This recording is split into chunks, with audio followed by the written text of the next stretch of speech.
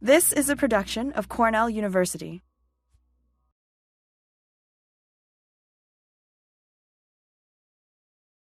Good evening and welcome to the third of the summer series. Next week will be our last regularly scheduled one, but we also have Joyce Carol Oates coming the next night on August 1st, so I would invite you back for that. Please silence all electronic devices. We always have 2 phones going off, and we don't want to have any phones going off tonight. I want to also thank Catherine Boer for the use of this auditorium. She's been very gracious and generous to let us be here. My name is Bud Jeremy, and I'm from the School of Continuing Education and Summer Sessions. In Jane Austen's novel, Sense and Sensibility, Marianne Dashwood remarks to her mother, "The more I know of the world, the more I am convinced that I shall never see a man whom I can really love. I require so much." Unfortunately, Marianne never knew David Faulkner. Truly a man with so much. David has been at Cornell since the summer of 2007, when he joined the faculty as a senior lecturer in the Department of English to teach writing and literature. David currently also serves as and this is the longest title in the university, the Walter C. Teagle Director of First-Year Writing Seminars of the John S. Knight Institute for Writing in the Disciplines, and also as the Writing Program Course Director for Weill Cornell Medical College in Qatar. He is a frequent instructor in Cornell's Adult University. I think he's taught for the last 5 summers, maybe 6 summers in a row? 11? Okay, 11. David received his BA with honors in English from Northwestern University and his MA and the PhD in English from Princeton University. I began with Jane Austen's words, so I'll close with some more. In a letter to her niece, Fanny Knight, Jane Austen wrote, "To you I shall say, as I have often said before, do not be in a hurry. The right man will come at last." With apologies to Jane Austen, for us, the right man is already here. David Faulkner, Jane Austen, let me do it.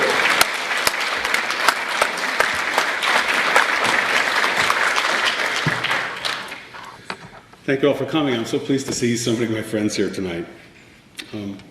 I know you're all eagerly wondering what it was that Jane Austen made me do. That's private, but I do have some dad jokes and a talk to give, so here it is. It is a truth universally acknowledged that a diffident speaker in possession of a public occasion must be in want of an opening line. See what I did there? In fact, there seems an unwritten law that some fraction of unscholarly discussions of Austen must start by echoing her most famous beginning. Here's a typically unfortunate example from 2011 in a British publication called The National.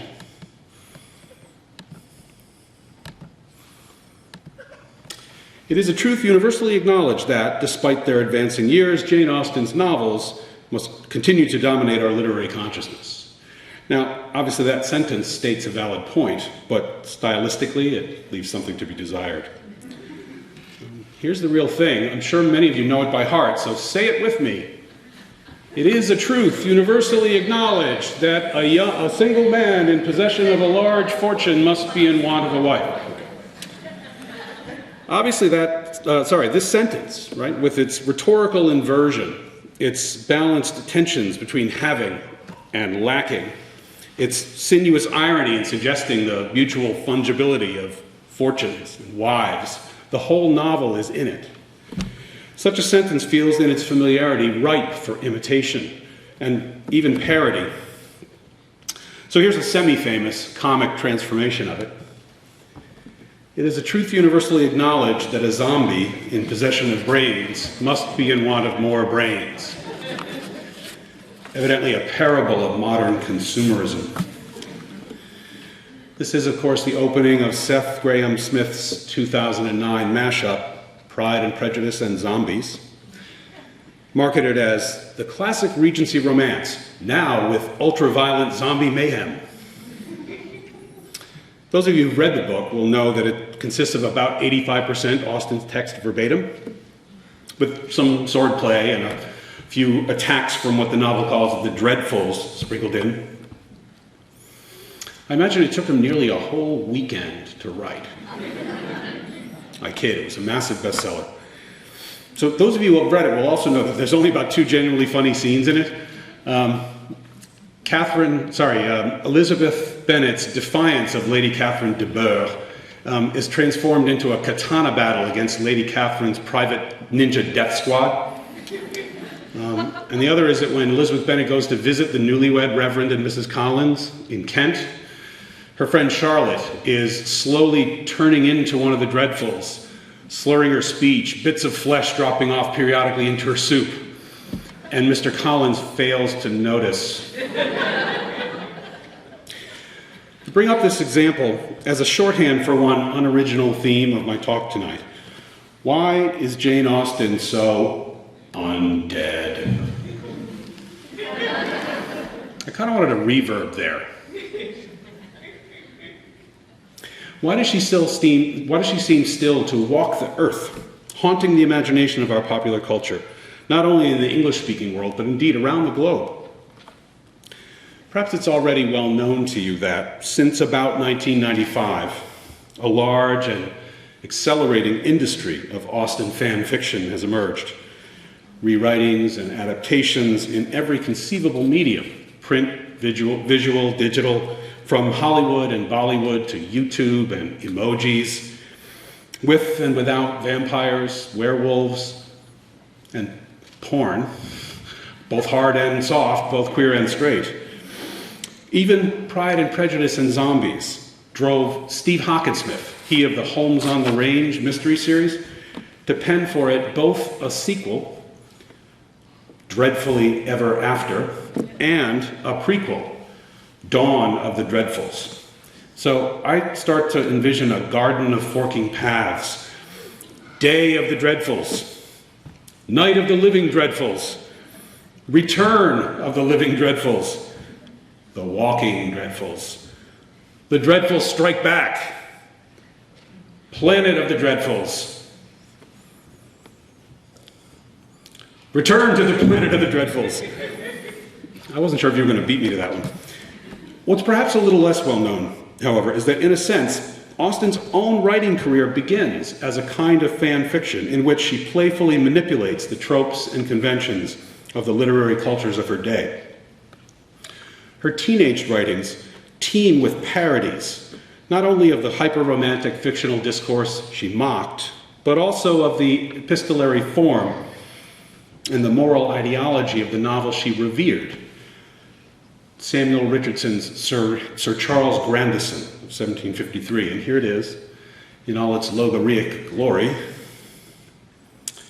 Its hero and its heroine, Harriet Byron, are both paragons of rectitude.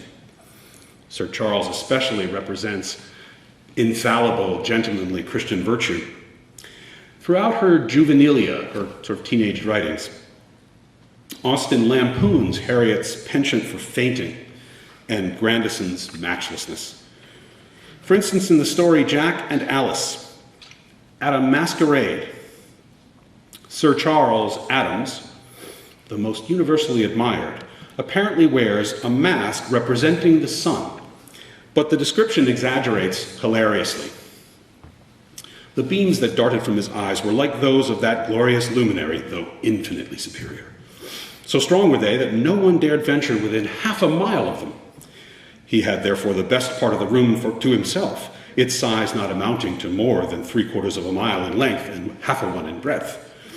The gentleman at last, finding the fierceness of his beams to be very inconvenient to the concourse, by obliging them to crowd together in one corner of the room, half shut his eyes, by which means the company discovered him to be Charles Adams in his plain green coat, without any mask at all. Austen writes this when she's about 12 years old. Misspellings and everything. It's wonderful. Even in her mature fiction, Austen comically repurposes her favorite novel. Richardson's Harriet Byron is abducted in a locked carriage by the evil rake, Sir Hargrave Pollexfen. She's rescued, of course, by Grandison. Emma Woodhouse, in Emma, faces a shorter ordeal, trapped in a carriage ride home on Christmas night, forced to endure the tipsy and oleaginous proposals of the Reverend Mr. Elton, who's himself a kind of parody of Sir Charles. He's the focus of all female attention in Highbury. So Austen seems to have got there first. Jane Austen Made Me Do It is the title of a 2011 collection of stories grounded in Austen's plots and characters. It's also the title of a Cornell first-year writing seminar that I've taught since 2017, and that will rise once more from its coffin this fall. Tonight, then, I propose to weave together some lighthearted speculation about the Austen's cult status nowadays with an account of how I've experimented with teaching an introductory college writing course based on her fiction. Now, I need to make a disclaimer here. I am not an Austen scholar, not an expert, even though tonight I have to assume that you're all at least somewhat familiar with her works. I'm an enthusiast merely, approaching the subject less as a literary scholar than as a teacher of writing. From this point of view, the explosion of Austen fan fiction over the past quarter century is not just intriguing, but pedagogically exploitable. It can't only be the love stories and wish fulfillment, can it? What is it about Austen's writing that seems to make so many of us want to write? Even I, dear listener, have succumbed. Later on, I'll tell you a little bit about the sequel to Emma that I'm planning. It's blessedly vampire-free. Here's where it may all have begun. It's a moment you've probably seen. In the lavish 1995 BBC miniseries of Pride and Prejudice, a scene was invented prior to the moment when Elizabeth and Darcy re-encounter one another unexpectedly at Pemberley. I'm sorry the quality isn't a little better, but this is a clip that you probably have seen before. Oops, sorry. There we go. Sorry, the quality's not better. I call that landscape porn.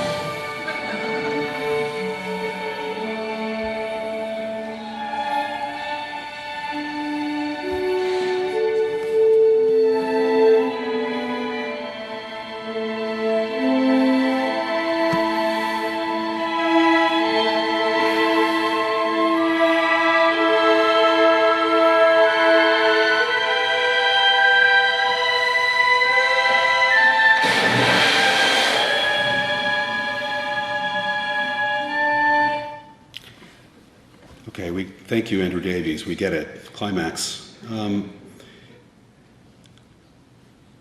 lot of ink has been spilled on this moment. Many commentators have pointed to it as touching off the Austen craze. Perhaps. Certainly it made Colin Firth's career. Let me try to give a whirlwind and a necessarily incomplete tour of what the white shirt hath wrought. It's the very rough map of the Austen universe. And here I'm going to speak only about the print and broadcast material, not the online communities like the Republic of Pemberley or the Derbyshire Writers Guild or SteamyDarcy.com, because I really don't know anything about those people. I'll have to go a little quickly and just lightly illustrate the categories. I'm just barely going to be able to scratch the surface.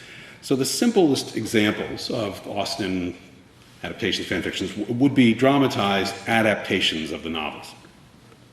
Both TV miniseries by the dozen, like the one I just showed you, and feature-length films like Emma Thompson's Sense and Sensibility, Gwyneth Paltrow's Emma, or Keira Knightley's Pride and Prejudice. I'd be willing to bet that everybody in this room has seen at least 2 out of 3 of those. Lately, Kate Hamill's stage versions of the first 2 novels are making the rounds of regional theaters, including our own Hangar Theatre last summer. A little bit more interestingly, there are endless attempts at sequels. I suppose I put prequels in that category as well. So why am I proposing to add another one to the pile? Some are one-offs, like P.D. James's Death Comes to Pemberley. Others make sustained attempts at reasonably serious historical fiction, such as Rebecca Ann Collins's Pemberley Chronicles. That now extends to something like 11 volumes. There are too many romantic sequels to count. but one typical example would be Marcia Altman's Pride and Prejudice Continues series, in the first volume of which, The Darcys and the Bingleys, the two couples pass back and forth a copy of the Kama Sutra to spice things up a little. So you get the flavor. Slightly different from sequels would be what I would call variations. And this is fan fiction in sort of the classic sense of inventing new backstories, relationships, or standalone narratives for beloved characters. It's worth noting that Variations describes more or less what Austen did herself with the characters and situations she burlesqued in her own Juvenilia. In 21st century terms, though, the franchise alone called Pride and Prejudice Variations, indeed Austen-themed erotica in general, is practically its own separate industry, depending on the temperature you prefer, from plain vanilla Pride and Prejudice Variations to sensual variations to steamy variations. I lead a sheltered life, clearly. There are multiple young adult-themed works, such as Elaine Owen's Longbourn Unexpected trilogy. There must be a comparable range of prequels, but I honestly didn't have time to look into those. But equally endless are the films, books, and digital content that somehow update the stories into the modern world, such as Clueless or the Bridget Jones movies. Anticipating the 2017 bicentennial of Austen's death, it was July 18th actually, so it was just about a week and 202 years ago, HarperCollins commissioned contemporary rewrites from novelists such as Joanna Trollope, Sense and Sensibility, Curtis Sittenfeld, Pride and Prejudice, Alexander McCall Smith, Emma, and Val McDermott, Northanger Abbey. Now, I haven't read any of these, but I gathered that they weren't very good. The project was abandoned. I mean in the sense of lost or mislaid. And you yourself could probably cite countless other so-called chick-lit examples of such updating. In terms of digital video, YouTube features self-produced serials set among millennials, like the Lizzie Bennet Diaries and Emma Approved. My students love these. And in the 2018 Hallmark Channel special, Christmas at Pemberley Manor, even though it was filmed in my mother's town of Essex, Connecticut, it's quite possibly the worst movie I've ever seen in my life. To me, the most interesting creations are those I'll call translations, eversions, and mashups. By the first, I mean resetting Austen's novels outside the Anglo-American world, such as the Bollywood movie Bride and Prejudice. It's a wonderful film. Elsewhere in the South Asia film industry, there is apparently a Gujarati version of Emma and a Tamil, Sense and Sensibility, and probably many more that I've never heard of. And Laleen Sukera's recent book, Austenistan, exports the stories into contemporary Pakistan. And there are comparable examples in Turkey, Japan, Latin America, you name it. A student of mine informed me about Ode to Joy, one of the most popular televised soap operas in China. It's loosely based on Pride and Prejudice, about 5 young women like the Bennet sisters living in a Shanghai apartment building. I believe it currently boasts over 3 billion, that's billion with a B, hits on YouTube.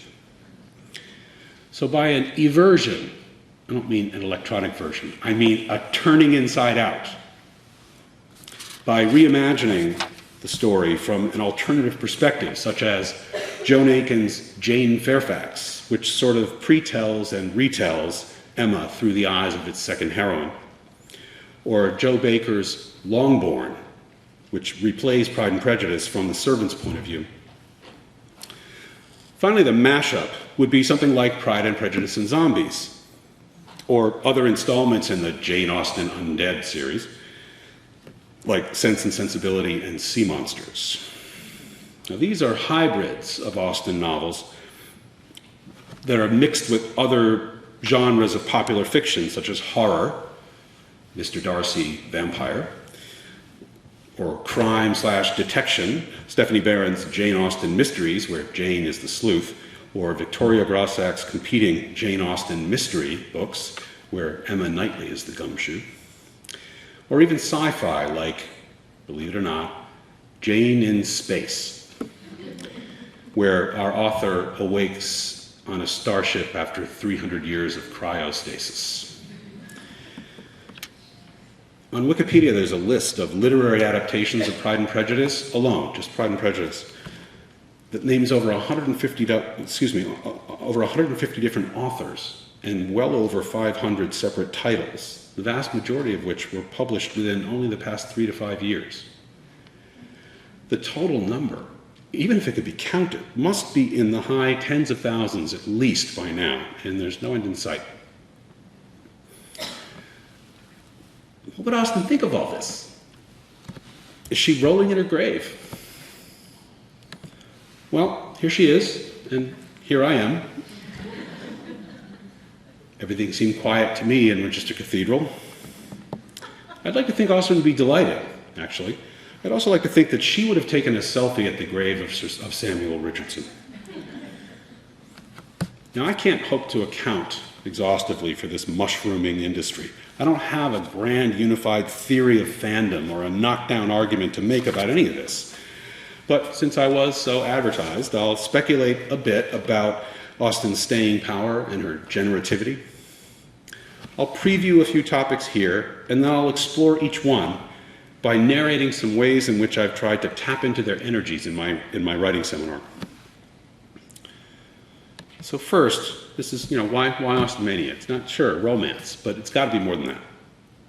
So first, unsurprisingly, I think, I'm thinking of the richness of the social fabric and the psychological complexity that she dramatizes so succinctly yet suggestively. This is a window into Austen's deceptive artfulness. Second, I'm thinking of the ways in which Austen bridges the divide between high and popular cultural forms, attitudes, and practices. This has partly to do with Austen as a writer of fan fiction herself. Finally, what I'm going to shorthand for now is the cultural moment that scholars and theorists refer to as our postmodern condition. I'll come back to this later. So it's a cliche to celebrate Austen's convincing verisimilitude in terms of character or milieu, but students can easily slide over the surface of the text, missing the nuances and the pleasures. So here's a simple example. On the first page of Pride and Prejudice, Mrs. Bennet exclaims that Mr. Bingley has arrived to survey Netherfield Park in a chaise and four. Now, very few readers, none of my students, very few readers will know exactly what that is, much less grasp it immediately as an ostentatious sign of wealth. If you'd driven up in a GT class Mercedes, they'd know it instinctively. Of course, in Ithaca, it would be a Prius. On virtually every page, Austen makes such coded references to things and ideas saturated with unspoken cultural or thematic significance. So, out of this, I make an early assignment, designed not only to enhance students' appreciation of such subtleties, but also to let them follow their own diverse interests, not mine, to introduce library resources, and to practice transdisciplinary skills of analysis, research, and synthesis. So I announce that we will collaborate to produce a reader's companion to Pride and Prejudice and Emma, a compilation of glossary-like entries, mini-essays, or extended footnotes aimed at a curious 21st century reader. Each student chooses a single moment or allusion, like the moment I just showed you. After a session with a librarian and an eye-popping visit to the Croftware Book and Manuscript Collection, they conduct a modest research project, perhaps 2 or 3 sources, to show how restoring the detail's context throws additional interpretive light. So suddenly they're in the stacks, finding monographs on transportation, fashion, cuisine, the clergy, social dance history, you name it. And they're writing for what they see as a real-world audience, not me, the teacher. I almost wept when one of them blurted out ingenuously, "Dr. Faulkner, the library is so cool, you wouldn't believe how many books they have there." I haven't time for many examples, but students sometimes reach remarkable insights. Take, for instance, Jane Bennet's extended stay at Netherfield due to illness. It's engineered by her matchmaking mother. When you learn more about the social distinctions between doctors and apothecaries in the medical division of labor around 1800, and how the latter earned their fees by dispensing drugs or drafts, then you can see more deeply Austen's sly, silent irony at the expense of the Bingley sisters, who recommend an express to town for one of the most eminent physicians, not because they care about Jane, but because they scorn the countrified Mr. Jones and want to display their wealth. Moreover, we chuckle at Mr. Jones and Mrs. Bennet being in agreement that Jane needs more medicine and should not risk being moved from Netherfield because his economic interests coincide with her matrimonial ones. When you learn the actual rules of the 18th century card game, lottery tickets, which is based purely on luck and no strategy at all, then the fact that it's Lydia Bennet's favorite game and it draws her attention away even from the attractions of Wickham makes it clearer just how brainless and pathologically acquisitive she is, and so forth. Another way I try to get my first-year students to savor Austen's psychological artfulness is a genre I've invented, I think, called the one-sentence essay. And no, that's not an essay one sentence long. It's grounded in a kind of reading that feels to them, I hope, less academic, more ordinary and pleasure-driven. And I do this because in a seminar populated by engineers, plant biologists, and policy analysts, it's pointless and no fun at all to teach literary criticism as it's taught to English majors. Nevertheless, they can all benefit from rehearsing a close attention to language, unfolding implications of that language, recognizing patterns, and patiently arguing from textual evidence. It can be daunting to contemplate a paper that tries to tackle the whole book all at once, and we can't afford to delay the writing work until we've finished discussing the book thoroughly. So I asked them to write a 4 or 5 page paper on a single pregnant sentence. The opening sentence is an example, exploring its rhetorical situation, its style, its anticipations or echoes of other passages. Especially in Pride and Prejudice, apparently innocent individual lines often resonate with deep implications of motive and countermotive, layers of dramatic irony, hints of a larger thematic design. And again, I only have time for 1 or 2 examples to suggest the complexity awaiting my students' unfolding. But remember that I'm also trying to account for the Austen boom in part by pointing to her subtextual abundance. So for instance, early on in Pride and Prejudice, Mrs. Bennet laments her husband's neglect in seeking the acquaintance of Bingley, since etiquette will otherwise prevent her from introducing her daughters to him. Although Mr. Bennet has in fact paid the visit, he maliciously withholds this information, suggesting that she will be able to introduce Bingley to others at the upcoming assembly ball in 2 weeks' time. Here's her response. "Impossible, Mr. Bennet, impossible when I am not acquainted with him myself. How can you be so teasing?" "I honor your circumspection. A fortnight's acquaintance is certainly very little. One cannot know what a man really is by the end of a fortnight." Now, the complications of motive and context here take a lot of explaining. His literal and his intended meanings conflict. He pretends to interpret his wife's words in a way she couldn't possibly have meant them. He honors nothing about her. So the speech thus dramatizes perfectly the spikiness of his psychology and of the marital atmosphere that has shaped the Bennet daughters and actually threatens their happiness. And yet his words, reverberating throughout the novel, have a resonance even he can't access because the shaping artist hovers over his shoulder and ours. After all, in this scene, Lizzie, sitting nearby trimming a hat, is herself on the verge of meeting 2 men about whose relative trustworthiness she will quickly leap to a confident but disastrously mistaken judgment. Lizzie unwittingly echoes and sort of rebrands her father's satirical speech when she rejects.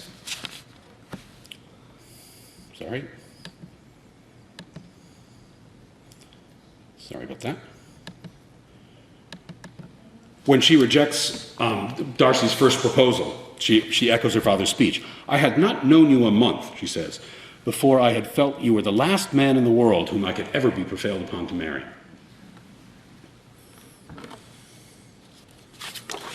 So, to know what a man really is emblematizes a central dilemma in the novel in a single sentence. So just two more quick and unglossed examples of one-sentence epitomes that are models of style as well as crystallizations of the fundamental drives of Pride and Prejudice.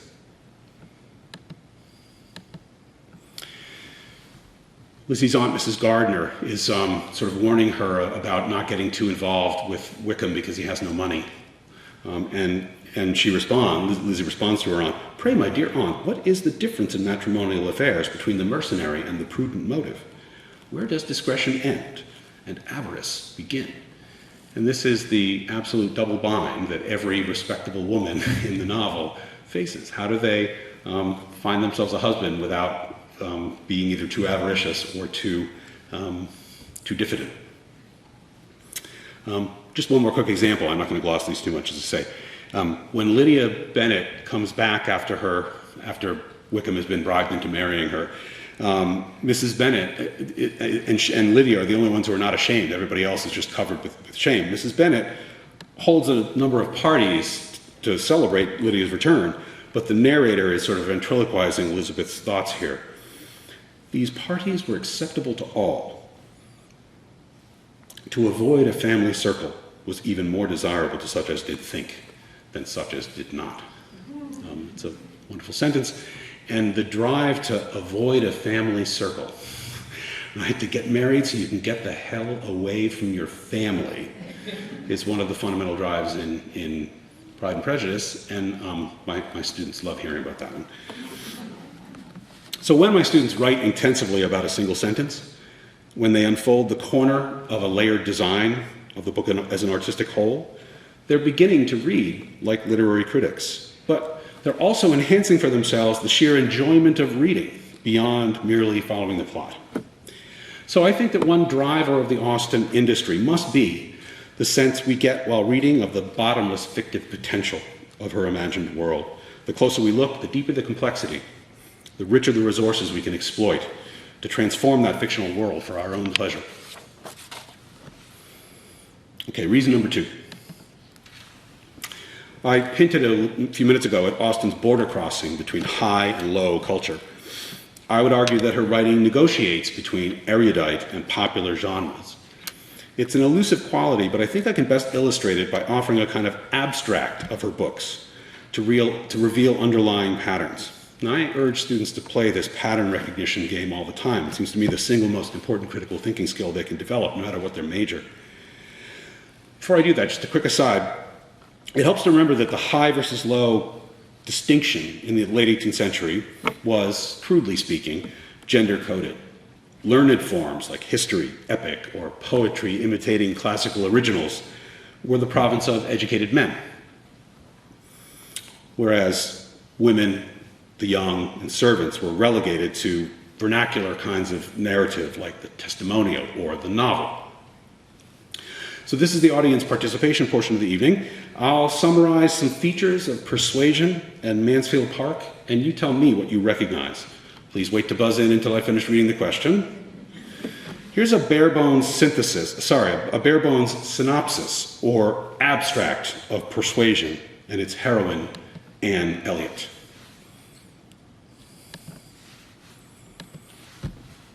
A young, beautiful woman who's lost a fond mother seems trapped, isolated from the world of light and life, controlled by a cold, distant male figure of authority. The blighting of her youth and beauty, a kind of symbolic death, seems connected with the autumnal fading of the year. The prospect of her return to vitality and connection seems equally associated with the vegetative rebirth of spring. What story is this? It's Persephone, with Sir Walter Elliott as Hades, I suppose. Okay, here's a different abstract of the same novel. During an extended period of war and its aftermath, a clever and resourceful sailor warrior wanders among distant islands, braving danger and adventure. Meanwhile, his beloved remains on her home island, passively waiting, resisting the advances of other suitors. What story is this? To project, thank you, it's, the Odyssey, right? We are in Ithaca, after all. To project Captain Wentworth as an Odysseus and Anne as a Penelope or a Persephone is to shrink the distance between epic and novel, between dominant and marginalized forms of culture. Isn't this, after all, one of the impulses behind fan fiction, to participate in literary culture, to identify oneself with the iconic artwork, the venerated author, and the honored activity of artistic creation? Okay, let's try a descriptive abstract of Mansfield Park to gauge the scope of its literary ambition, even within the bounds of a humble courtship novel. Now, this one operates at a pretty high level of abstraction concerning the premise as well as the plot of the novel. A small commonwealth that supposedly was once prosperous is now faced with threats to its stability due to some unnameable problem in its economic functioning. The sovereign of this commonwealth seems to have been neglectful, absent, and in a sense has virtually abdicated his power. Those who act in his name are bad managers of his property and the people over whom he claims dominion. Such an abdication has rendered this commonwealth strangely vulnerable to the demoralizing influence of foreign ideas, mostly about liberty, imported by outsiders. Rebellion is potentially brewing. Firm repressive measures, clothed in the drapery of benevolence, must be taken to cleanse and restore his authority over his domain. Now, I'm describing the condition of which estate? Is it Mansfield Park? Or Sir Thomas's Antiguan sugar plantation? Or the island kingdom, indeed the island empire of England itself? Okay, one more abstract of Mansfield Park. Buzzers at the ready. This is a description of the plot of Mansfield Park. A well-meaning but flawed patriarch has unwisely stepped away from personal supervision of his own affairs, even though he expects still to enjoy the same obedience. Two of his daughters, previously favorites, seize the opportunity to flout his authority, revealing their contempt for him all along. The third daughter has been ignored, misunderstood, and banished as ungrateful, though inwardly she remains staunchly faithful. Through the suffering that flows from his mistakes, the patriarch learns the third daughter's true value. What story am I telling? King Lear. Austen is never not stepping into her rightful place alongside the bard.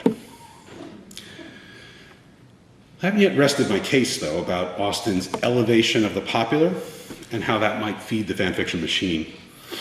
So similarly to the Juvenilia in her first completed novel, Northanger Abbey, was last published but first completed, even as she satirizes them, she openly celebrates the female-authored novels into which Catherine Morland projects herself, testing her imaginative powers. So I have my students read a few typical criticisms, circa 1800, of the popular Gothic novel.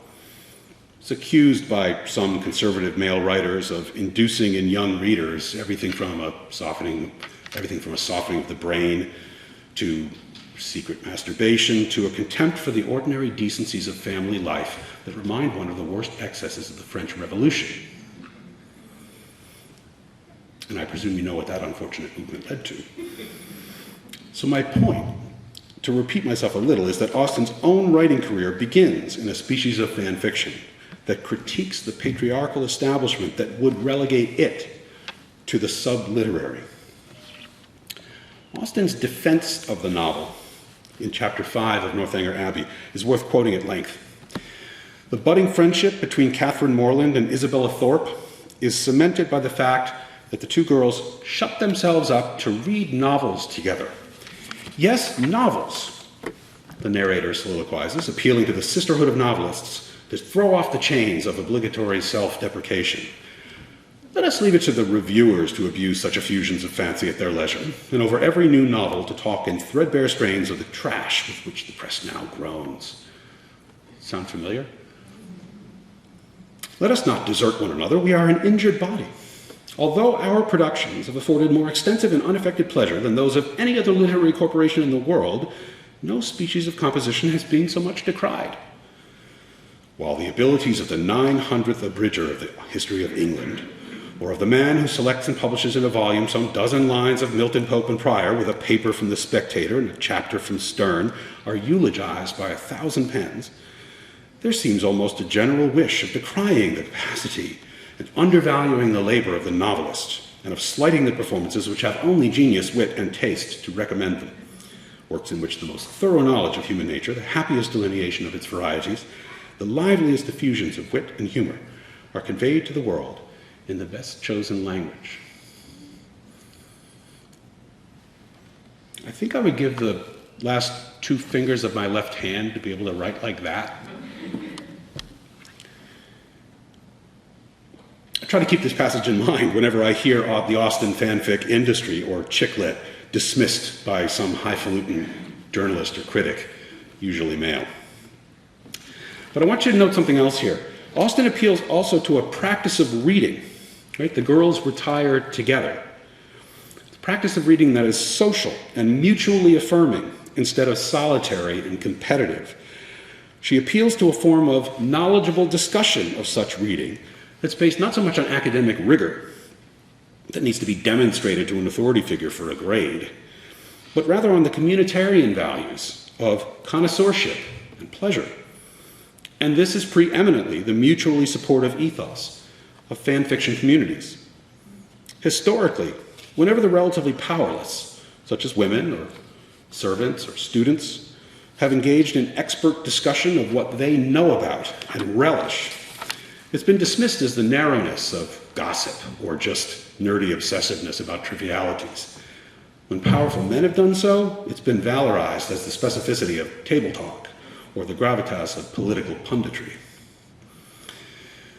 I found that 21st century students most like to talk about their reading and writing, about their intellectual development in general, to others like them, in terms of building on what they already know, what they already care about, already enjoy doing, rather than from the deficit model of what they don't know about compared to their instructor's expertise. So, not always successfully, I attempt to respect/exploit these preferences in my teaching and in my assignments to draw upon the energy of pleasure-driven or amateur impulses for reading as opposed to academic ones. Reading just to find out and enjoy and respond to other enthusiasts, rather than to be tested on the material or to have their performances ranked. So, one of my running assignments, it's not really an essay, but more like an exercise to encourage a certain kind of engagement with the text, involves contributing to a shared gossip blog about Pride and Prejudice. After all, when we gossip, we try to read people's motives, and we can do so sympathetically as well as maliciously.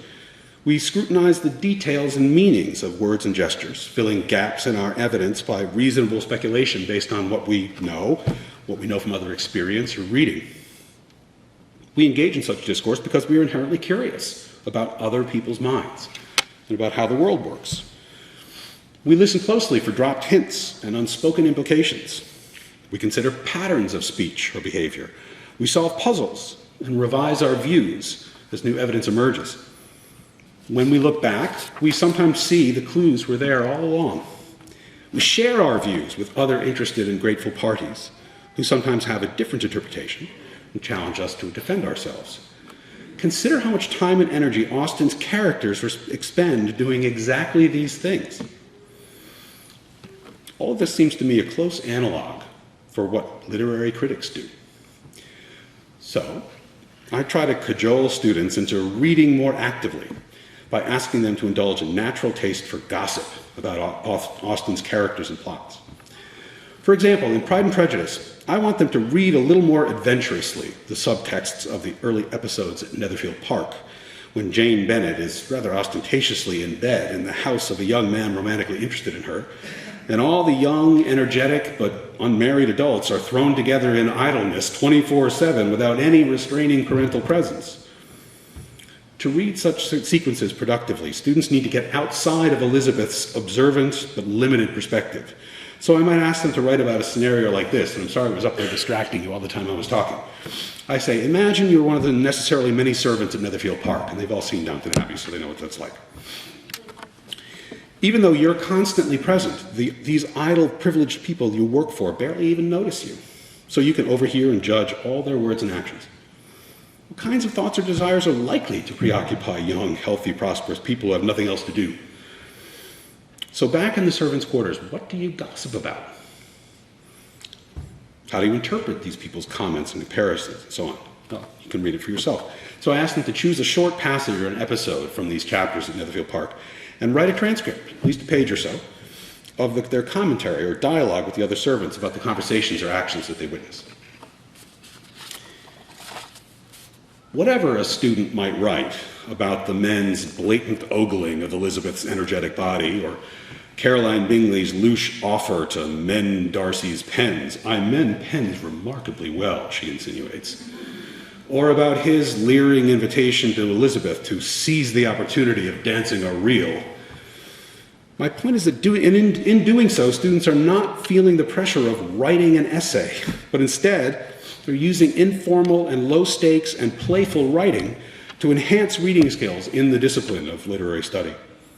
So here's the underlying structure of the activity I want them to pursue: to step back from the natural identification with the heroine's perspective, to put different scenes into dialogue with one another instead of simply comprehending the plot in unidirectional and linear fashion, to track patterns of language, to think about implications and offer evidence and reasoning for an interpretation, to join an ongoing conversation about the meaning of a text. In order to encourage them to do what fan fictionists do and immerse themselves imaginatively in the text, I try to come up with as many scenarios like this as I can think of, such as Charlotte Lucas coolly reviewing in her diary Elizabeth's behavior at the Netherfield ball, or Maria Lucas snooping through Elizabeth's suitcase in Kent and coming across the letter from Mr. Darcy. So here's another one that I won't really comment on, but it's also designed to have students sort of break their identification with Elizabeth's viewpoint and to consider the author's shaping hand. This one asks them to pretend that they're Jane Austen, and they're sort of pointing out how clever they were in planting all the clues in the previous chapter. Running through all of these prompts is the idea that amateur or non-expert approaches to reading and talking about texts can foster the more rigorous kinds of critical reading and academic writing skills students will be asked to pursue later on. But it's possible, taking a cue from Austen herself, to ground these approaches in a curious, pleasurable, and creative approach like that of the fan, rather than the more forbidding one of the critic. I know I'm making myself sound like Sir Charles Grandison here, right? Like I do all these wonderful things and my students are so wonderful and they make so much progress. Would that it were so. About half the things I do work half the time with half the students. I just never know which half it's going to be. Writing is hard. I struggle, they struggle. I don't mean to give a false impression of what I do here, despite what Bud so kindly said earlier. So as I lurch toward a conclusion, I have one more potential reason for Austen mania, which I want to introduce through two more clips. Revisiting the white shirt. So the first one is from the 2016 film adaptation of Pride and Prejudice and Zombies, which is actually quite different from and much better than the book. Actually, quite an entertaining movie. But this time, rather than being about to re-encounter Elizabeth at Pemberley, our hero Darcy is feeling the sting of her first rejection.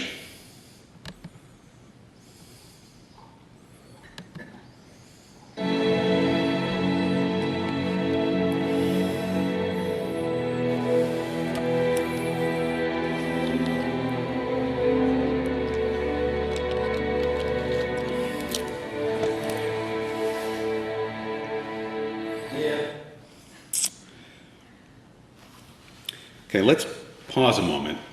In a film adaptation of a prose adaptation of an original novel, a totally gratuitous parody is inserted at a different point in the plot of a gratuitously invented scene from a different film adaptation 30 years earlier of the original novel.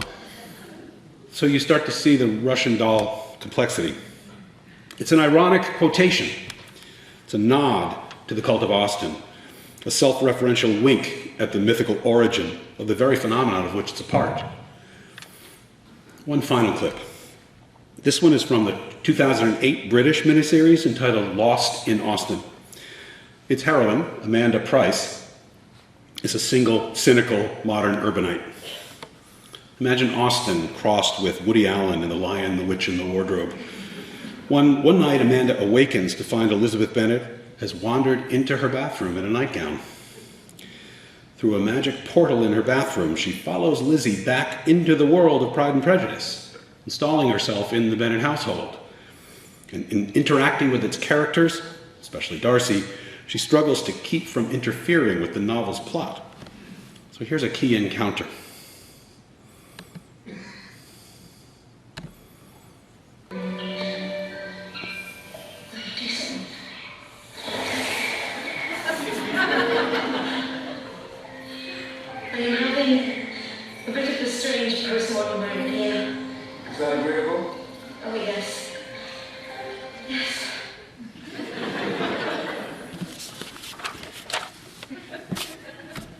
That's the title of this portion of my talk. I'm having a bit of a strange postmodern moment here.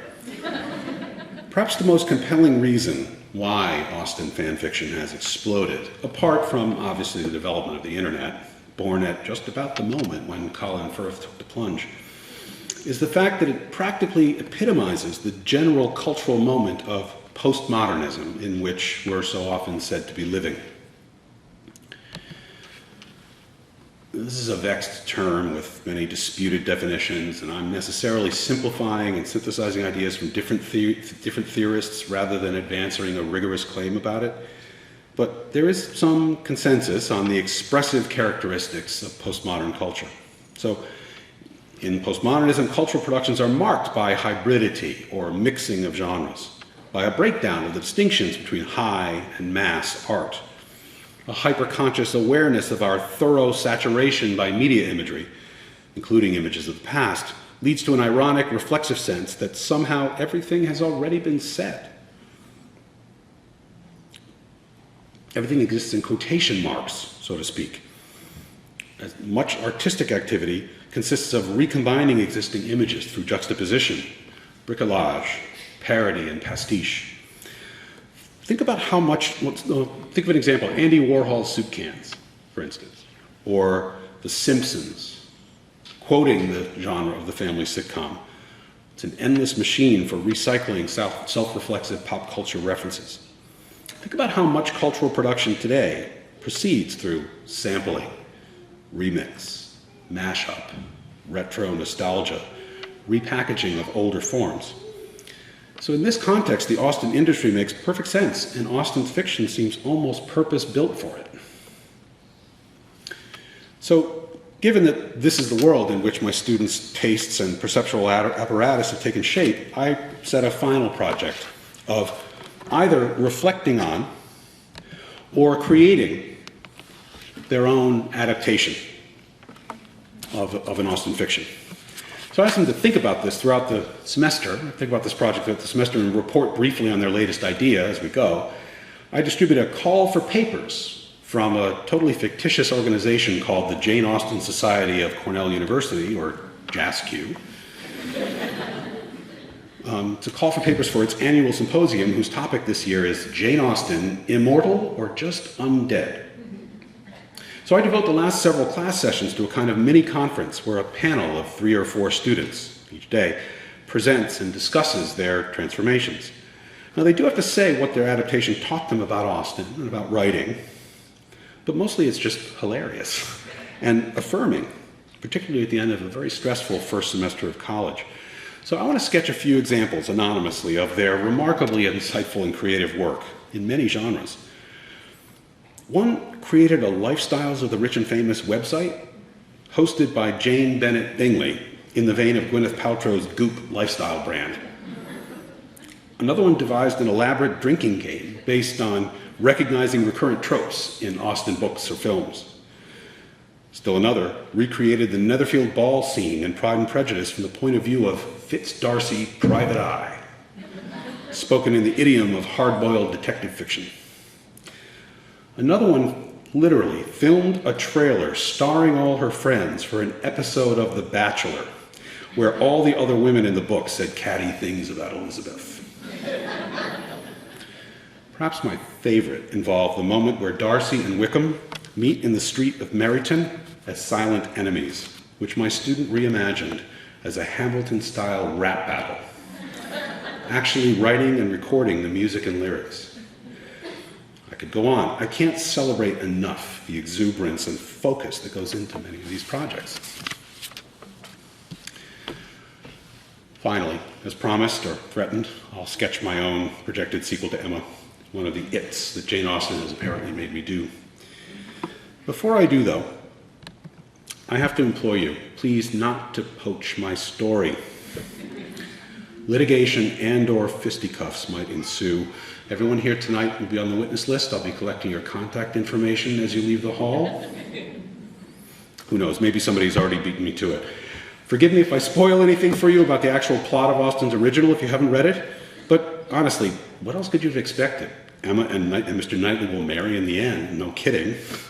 And Jane Fairfax and Frank Churchill are covertly engaged all along, which in retrospect seems almost obvious.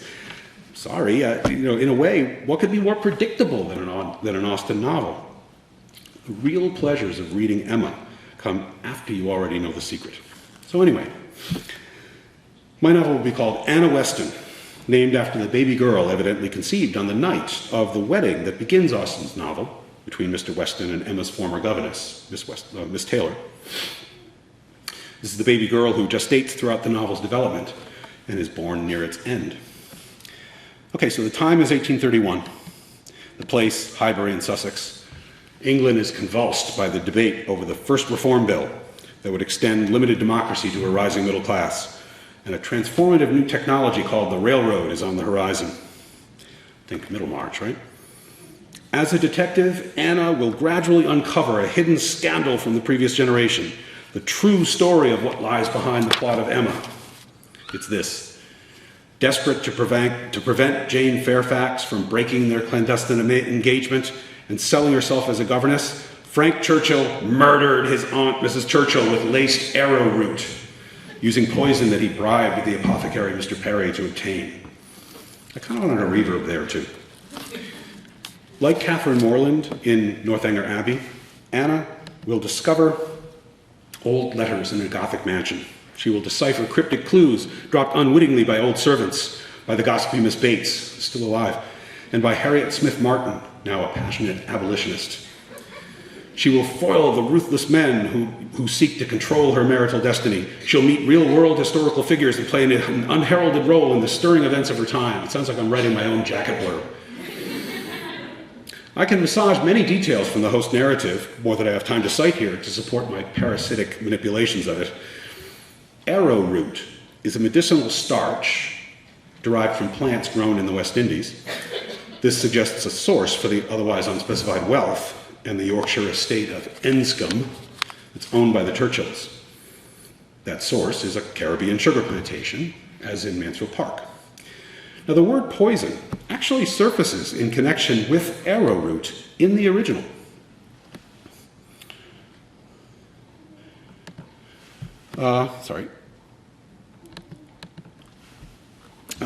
Let's see. The word poison surfaces in connection with arrowroot in the original when Emma recalls how her belated gestures of support for Jane must have been received. In Jane's eyes, she had been a rival, and well might anything she could offer of assistance or regard be repulsed. An airing in the Hartfield carriage must have been the rack. An arrowroot from the Hartfield storeroom must have been poison. Moreover, Mr. Perry is associated with the apothecary in Romeo and Juliet, who dispenses the deadly draughts to the star-crossed lovers. And this quotes slightly from the play, finding in Jane's constrained situation an excuse for having kept secret her engagement to Frank. Emma says, "Of such one may almost say that the world is not theirs, nor the world's law." But in the real context of Shakespeare's tragedy, the words Emma misquotes are Romeo's at the very moment when he's paying the apothecary for the deadly poison. So I'm imagining a set-piece scene where the entire company gathers to read the play aloud, with Frank playing Romeo and Emma as Juliet. I haven't cast the whole play yet. It's the play within the play that shames a murderer. I gather there's a precedent for that. And if you remember, the whole crisis in Emma is precipitated by Frank's blunder about Mr. Perry's setting up his carriage. And the word scramble game that follows, and the sort of tries to cover it up, where Frank is covertly in public communicating with Jane, is deliciously suggestive. Frank's final word, posed to Jane, but unseen by Mr. Knightley, is a mystery. The novel says that another collection of letters is anxiously pushed towards Jane and resolutely swept away by her unexamined. We never find out what it is. Now, I would exploit this to suggest that the word is poison. The jumbled letters, glimpsed but misinterpreted by Harriet Smith, as Anna later finds out, as the word orison, or prayer. Or maybe Harriet's poor education causes her not to notice that the word she thinks is spelled Sincear is actually an anagram for, you see it? Arsenic. Or maybe some other more clever but still damning anagram or wordplay that I haven't managed to concoct yet. So I made a little family tree, in fact a big one, to help make my plot clear. As my sequel opens, Frank Churchill, Anna's increasingly morose, mysterious, and Byronic half-brother, is expected any day to return to Highbury to claim his inherited property and assume guardianship over Anna. On past visits to Yorkshire, Anna has watched Jane Fairfax Churchill herself grow increasingly reclusive and neurotic, hammering out angry concertos on the grand pianoforte, pacing the rooftop battlements, muttering darkly about revenge for crimes unspecified. Frank has periodically abandoned her at Enscombe for long stretches, visiting his Caribbean estate and restlessly wandering Europe. Jane has long suspected Frank's guilt, and he has vaguely threatened to confine her to an asylum to keep her quiet. Back at home in Highbury, Anna also has witnessed the slowly deteriorating marriage of her favorite aunt. Now, you'll recall that at the end of Emma, Mr. Knightley magnanimously agrees to live at Hartfield until Mr. Woodhouse's death, so as not to part father and daughter. Well, Emma and Knightley are still living at Hartfield 15 years later. Mr. Woodhouse is still alive, as infantile and treacherous as ever. Let's just say Mr. Knightley's patience has undergone some trials. You won't be surprised to learn that Emma and Knightley have not managed to produce a male heir, so their nephew, little Henry, still looks likely to inherit Donwell Abbey. Henry himself, he'd be about 21 by now, dreads the life of a country squire, interested instead in engineering and the railroad. Indeed, through his connections, Anna will have experienced the first trials of steam-driven locomotives and the opening of the first intercity railway in England between Liverpool and Manchester in 1830. She may have been even one of the first passengers, witnessing the first railway death in history, the politician William Huskisson, crushed by the locomotive after falling from the platform. These are true stories. Now, I have several subplots that I don't have time to tell you about involving the gypsies or Roma people in the novels of George Borrow, the world's first purpose-built prisoner of war camp at Norman Cross, the reform of the British postal system. Okay, such a nerd, I know. Political rivalry over the reform bill between Frank and Knightley is fueled by old jealousies. Frank still flirts outrageously with Emma, who's still only in her mid-30s, after all, while Mr. Knightley is now a slightly paunchy and balding 53. Yeah. And there are intimations of his mortality, so he's anxious to secure the future. Frank is also scheming to marry his half-sister Anna to Henry Knightley, so he can control indirectly the land rights that Henry might soon inherit, namely both Donwell Abbey and Hartfield. Frank wants to determine where the coming railroad will be built to usurp the Knightley mantle and found his own family dynasty. Perhaps Frank has paid for Henry's education and offered to adopt him as his heir, provided Henry will take the name Churchill, as Frank himself had done in the previous generation. Knightley wants his nephew Henry to marry his own daughter, whom I have given the good Gothic name of Adeline, to maintain his influence and keep the railroad out. Anna comes gradually to understand all these emotional tangles and power struggles in a more adult way as she unravels the underlying mystery and whodunit from the past. Different characters will recount to Anna their recollection of key events and backstories in Austen's Emma 15 years earlier, such as the expedition to Cornell Abbey, the games of wordplay, the disastrous episode at Box Hill. I haven't worked out my full plot, but Anna Austen will not end with Anna's marriage. Rather, having discovered Frank's guilt, Anna pursues him back to Yorkshire. During his latest sojourn in Highbury, Frank has had Jane confined as a lunatic to the upper floor at Enscombe to stop her accusations. A final confrontation brings together Anna, Frank, and Jane. Enraged, Jane sets fire to the house, and both she and Frank perish in the flames. Knightley and Emma, having discovered Anna's absence and followed her north, rescue her from the inferno at the last moment. This heroic deliverance rekindles their fated romance. Rejuvenated, Knightley will finally father a male heir to Donwell. Talk about wish fulfillment. Thus, Anna has released herself from the dead hand of the marriage plot. With the income from her father's estate guaranteed her for life, let's call it $500 a year and a room of her own. Anna will be free to live and create. I'd like to think she eventually moves to London and becomes a painter. No, instead of a marriage, my novel ends with Anna injured, exhausted, haunted by the lurid story of a gloomy absentee landlord, West Indian plantations, a mansion engulfed in flames, a madwoman in an attic. The names Jane and Fairfax and the image of a woman who meant to advertise herself as a governess echo in her mind. She heads off to Convalesce at the quiet home of a retired family servant who has moved to a small Yorkshire town near the dwelling of a very strange but compelling family that Anna had come to know during her childhood visits to Yorkshire. The father is rector of the parish, a widower with 3 daughters and a son. I'll leave it to you to guess their name. This was really fun. Thanks very much.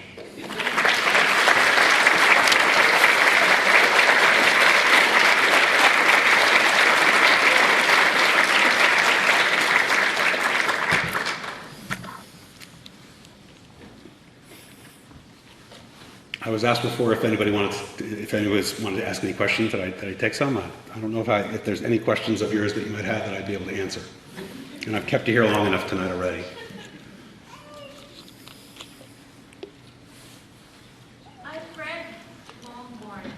Longbourn? I just want to say, it's a really good novel. It's dark and it's sad, and it makes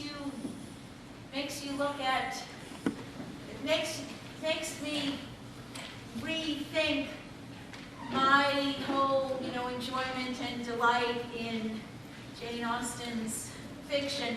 Not to condemn it, but it throws a completely different, perspective, and it's... We ignore the servants too, right, as readers. One of my sort of favorite delusions that my students have about Pride and Prejudice, and it comes from the Keira Knightley film in 2005, is that they believe that the Bennet family is poor because there's like laundry hanging in the backyard and mud and farm animals and stuff. The Bennet family, Mr. Bennet makes £2,000 a year from his properties. That puts him well within the top 1%, right? So that they think that the Bennets are poor. And they think that Lizzie is a great reader because they see Keira Knightley walking in the first part of the novel, reading the book, right? So I think that our perceptions of that world are often either shaped by the movies or, a transformation of the book brings a different perspective on it than we didn't see before. That's one of the reasons why I said that those eversions, those turning inside out, are among the most interesting kinds of transformations that are being written nowadays.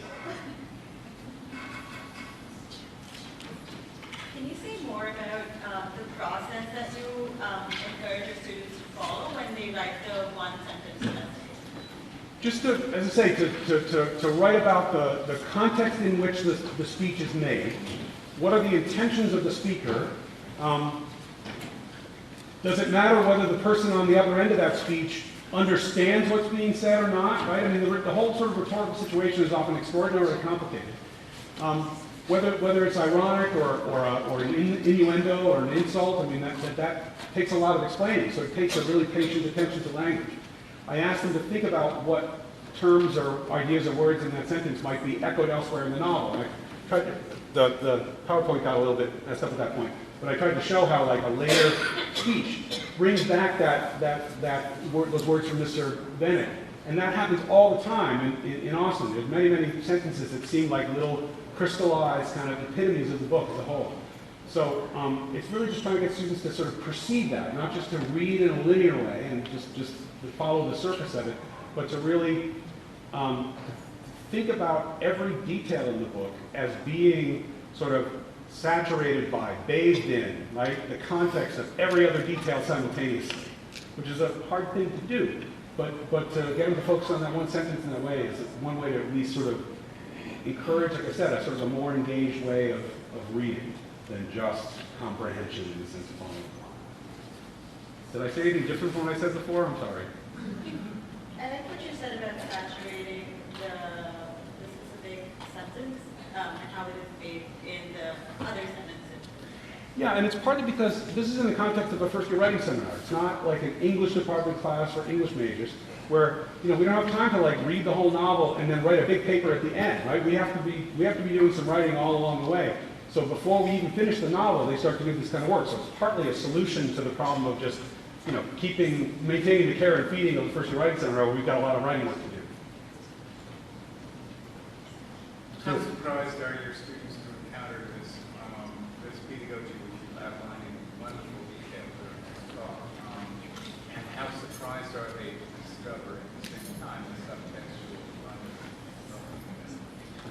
I'm talking about good surprises. No, I understand. Bad surprises. Again, I think I don't mean to give a picture of that somehow everything is wonderful all the time and they, you know, I have these brilliant ideas and they perform brilliantly and so on. You know, I think the idea that there's more going on but not behind the scenes or under the surface is kind of a revelation.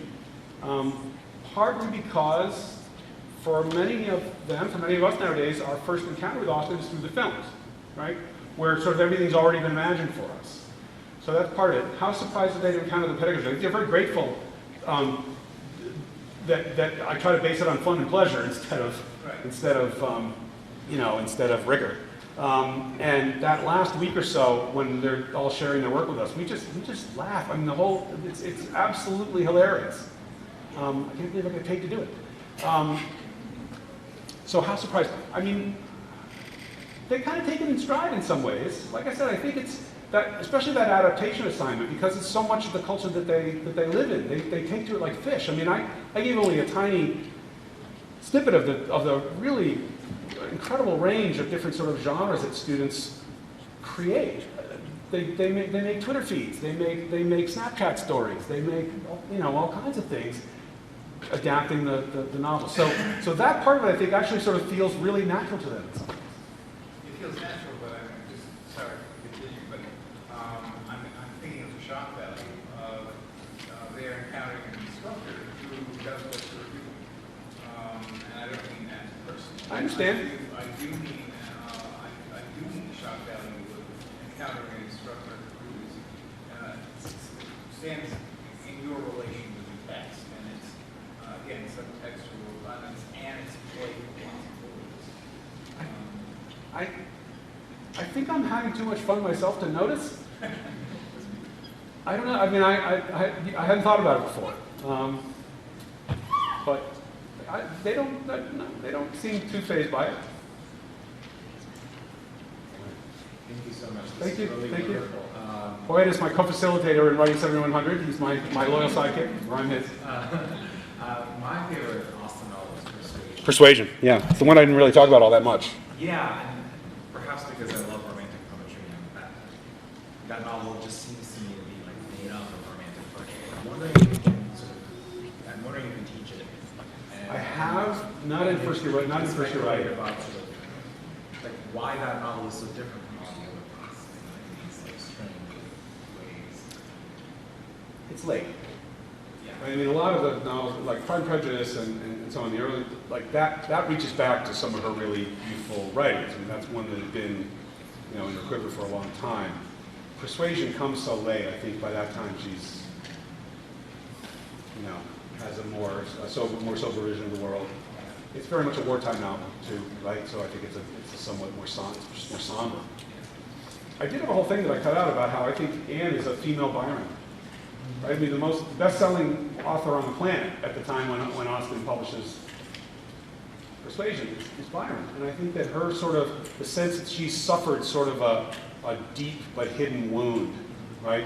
And that she sort of moves through the world stoically, right? She's interested in other people's pain, but she holds herself back from it, right?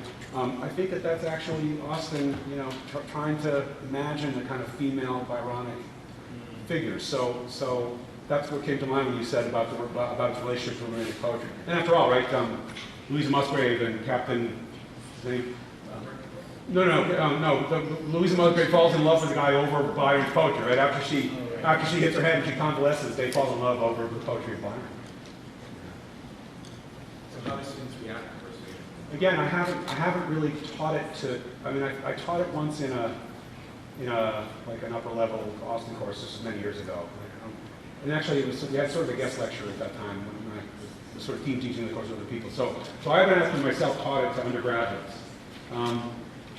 Some of my CAU students from my Austen class are here. Do you remember that long ago what I said about Persuasion? No, I don't. I think, again, that's a book for middle-aged people in a way, right? Because it's about having a second chance at life, which is something I identify with really strongly. Yeah, very, very sad. But I mean, you know, but a wonderful outcome. But so I think that, like, for undergraduates, I mean, to imagine, you know, the idea that, like, one has suffered disappointment that looks like it's going to last forever, and then miraculously, right? I mean, that's not a life experience they can identify with. So I've never really taught that book to undergraduates. So I don't have an answer because I haven't tried it. But I would do that thing where, you know, that idea of an abstract, right? Where just to kind of like subtract all the details to see the underlying pattern. Like I said, that's a game I ask students to play all the time because I think it's a really useful way to think about the very text. It's a really useful. I mean, pattern recognition is is at the heart of every single higher order intellectual activity that we know, right? I mean, if they want to be like if they want to be a doctor, a medical diagnosis, stock analysis, baseball statistics, grandmaster chess, you name it, right? That kind of pattern recognition is at the heart of it. So I ask them to play it all the time because I think literary study is a really fun and practical way to study exactly that, or to practice that skill. Yeah, so I just graduated with an English major from Cornell, and I really hate Jane Austen. How do I get myself to like Jane Austen? You could try reading some of the adaptations. I mean, they're hilariously funny, many of them. I don't know. I can't convince you. Let me try it another way. The most popular genres in popular fiction nowadays, right, are sort of dystopian teens in peril novels, right? Yeah. You know, The Hunger Games and so on, right? The most popular fiction nowadays is like teen dystopian novels, right? The Hunger Games, Maze Runner, The Scorched Trials, all those, right? And so I think of Austen as in some ways the world's first teens in peril novels, right? Where the parents' generation is so morally bankrupt and has messed up the world so badly that like the teenagers have to save the world, and they're so much better at life than their parents are, right? And you know that there's a sense in which those teenagers they're forced to kind of like replay symbolically all of the terrible things that are at the heart of their society, right? So that like the world is divided into 13 districts, and a tribute has to be chosen from each one, where they are going to fight out this battle that sort of is going to ratify the society that they live in. Well, isn't that just the courtship? I mean, I had a whole list of sort of mashups that I sometimes give my students. So like, instead of the Hunger Games, right, the marriage games. Like you can imagine a rewrite of Pride and Prejudice as mashed up with the Hunger Games, or you know, the Scorched Trials, right, the courtship trials. Game of Estates. 50 Shades of Tilney. Catherine Morland and the Chamber of Secrets. Right? So I would maybe try approaching it through, and then again, like, this is the kind of stuff that people just love. They love to read. They're deeply invested in it. And so so through contemporary popular fiction might be a way to read back and think of Austen as aimed at the same audience, with a lot of us, sort of the same audience, and the same age group more or less, with a lot of the same kind of fictional purposes in mind. So not Elizabeth Bennet, but Katniss Everdeen.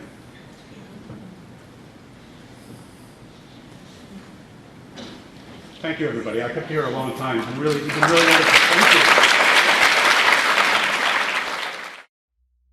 This has been a production of Cornell University, on the web at cornell.edu.